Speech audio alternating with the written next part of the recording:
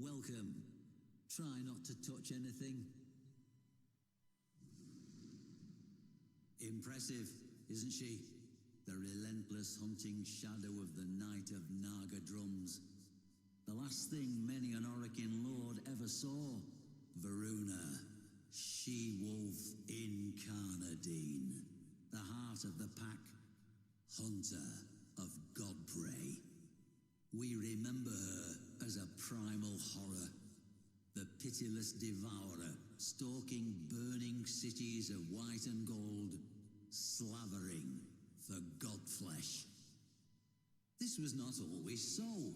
Once, Voruna was the obedient guardian of the Circulus, the holiest of Yuvan temples, upon none other than veiled Lua.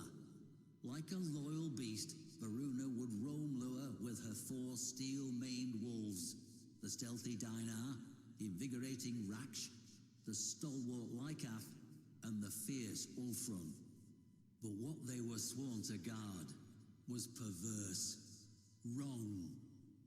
In a ceremony reeking of Kuva, the Orokin candidate would force their consciousness into the new chosen body, the Yuvan, consigning the mind of the hapless former owner to oblivion. They call this life-extending process continuity.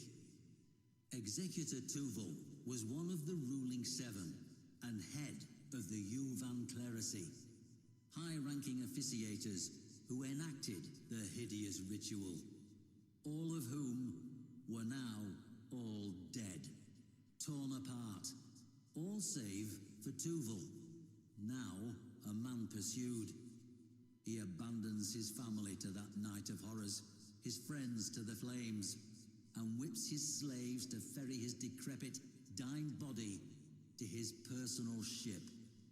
Destination? Void-locked Lua. Purpose?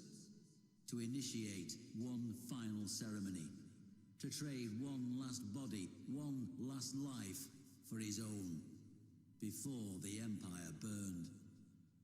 To slip the noose and escape the relentless hunting shadow that had, one by one, in just one night, found and eviscerated every last one of his clerisy peers, the shadow that had once protected them. I never liked Tuvul. What followed made me loathe him even more.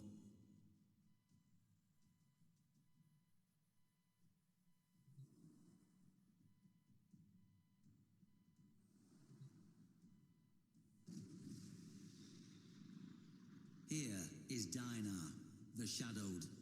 He gave Voruna the gift of stealth, that she might only take by surprise, but never be taken. Let us speak of what made the Circulus special. The first Void Conjunction. It came suddenly, steeping Lua in malevolent, lashing void stuff. Within the moonplasm, thoughts took horrifying physical forms.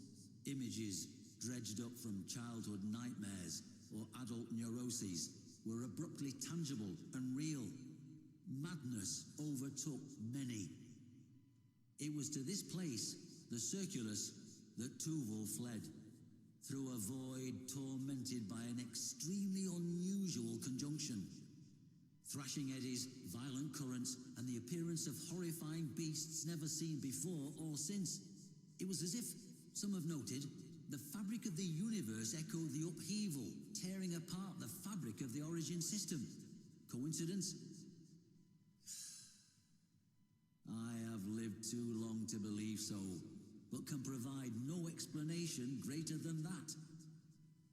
Hoping against hope that the void would keep the shadow that stalked him from picking up his trail, Tuvul touched down upon the powdery skin of sacred Lua. What Tuvul lacked in loyalty, he made up for with rat cunning. He should have known better.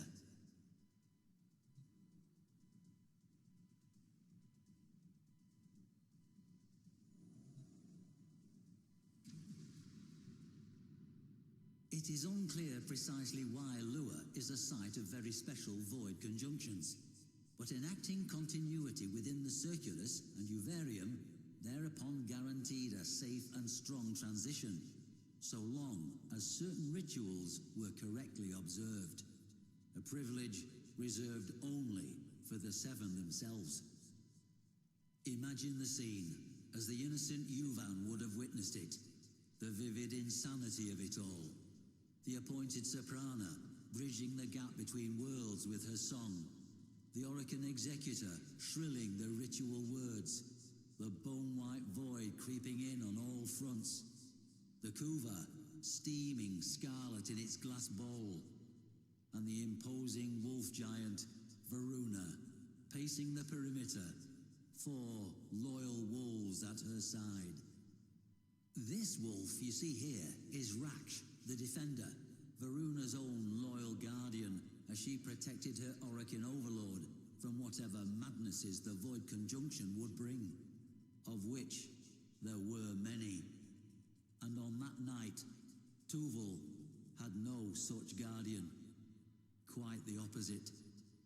Now, Tuval would need flesh into which he could pass, but the shipments of fresh young bodies from across the system were no more. Tuval, we will see, had laid a dark contingency. Rat cunning, as I said.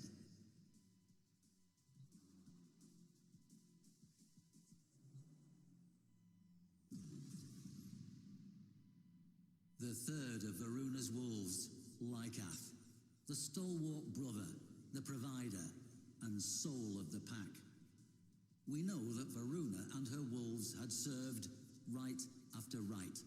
She had watched the mists and savagely destroyed anything that menaced the ceremony, flanked by Lycath's fury. The Yuvan ceremony, continuity as they called it, was an obscenity.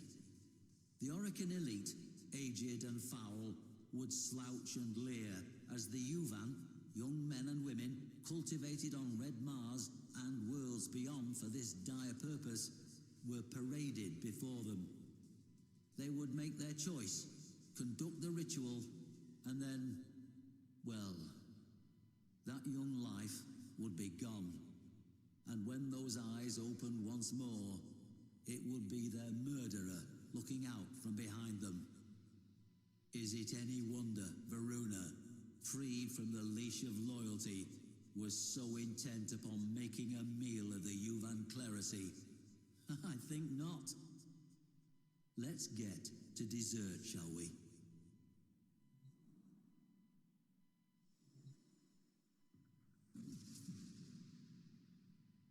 Behold, Ulfrun the Fierce, the most formidable of Varuna's sept. Executor Tuval scrambled to set up the ritual room. This time, the ceremony was different. Instead of a soprana, there was a mere mandochord playing automated notes. And instead of the prepared Yuvan, there was a most unusual cryopod containing a young child sleeping peacefully. The aforementioned contingency. In Tuval's hands, so it is said, were an artifact and a codex belonging to none other than Albrecht Entrati himself, father of void travel, and a man who had sacrificed his sanity to it. Tuval opened the book to pages strange and profane. We know this, having retrieved it from the site much later. It is my belief that Tuval intended to protect himself from the horrors the void would unleash, using what amounted to a madman's grimoire. A desperate act indeed. I like to imagine that as he parted his withered lips to begin the ceremony, to call down the void, that was the moment he heard Ulfrun's ravening howl.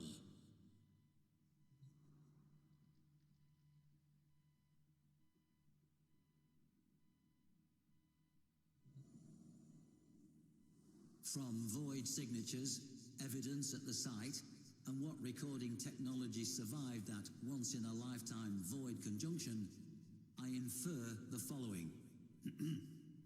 Forgive an old man some dramatic license.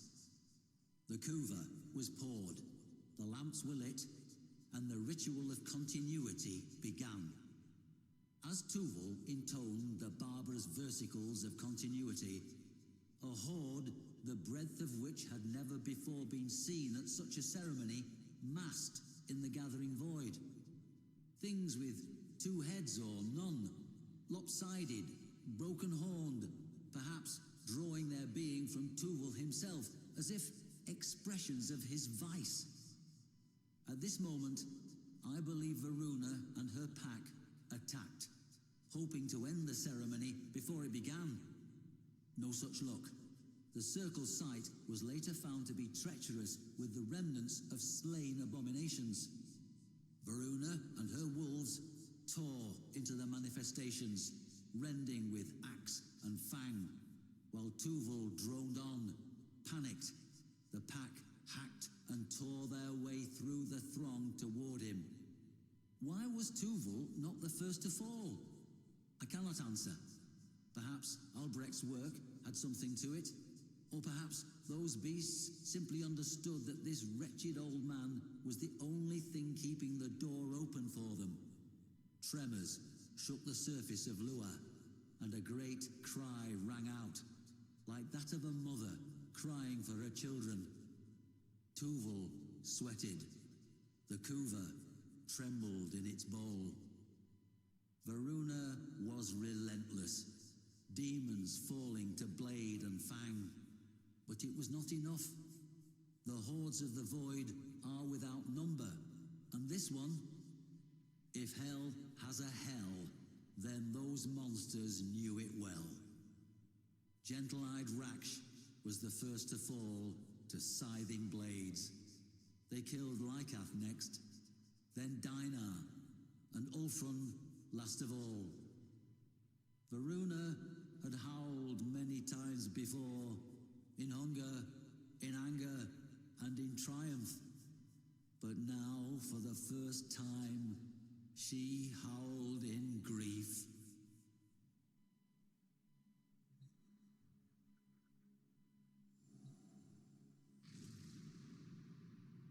Voruna trod and swung without relent toward the circle, carrying by their silver scruffs the severed heads of her fallen, beloved wolves, severed from their dead bodies by her own hand. With one last ululating cry, Tuval's ritual reached its peak. Within the crypod, the child's eyelids fluttered, and Voruna staggered. In what scratchy stills survived in void-corrupted data masses, what I saw between child and Warframe was recognition. Tuval took some meager scrap of courage from this delay and reached for the bowl of kuva, now boiling and steaming with weird energies.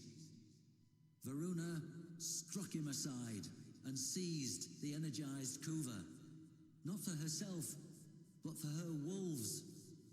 Holding it high, she doused herself and her slain packmates with it. Embraced by the seething crimson glow, connective tissue propagated. Sinew reached for bone, and within that marriage of occultism and science, she and her beloved wolves became one. Her brethren lived again in her. Voruna was now and evermore the heart of the pack. Cheated of his continuity, Tuval turned to flee. But his former warden was having none of it. Those who came after found nothing but gnawed bones, some of them unusually long, twisted within shreds of white gold raiments. Good. I did salvage one final image from those void-corrupted data masses, however. that of Voruna herself, striding back toward her craft, the child cradled in her arms.